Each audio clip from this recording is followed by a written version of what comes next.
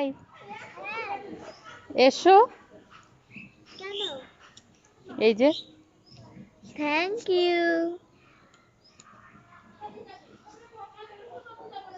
খেয়ে বলবে কেমন হয়েছে। খুব টেস্টি। খুব টেস্টি। কদবেল মাখা খেতে পছন্দ করে না এরকম মানুষ বোধহয় খুব কমই আছে, সে ছেলেই হোক বা মেয়েই হোক। এক বাটি কদবেল মাখা দেখলে সবার জিভে জল।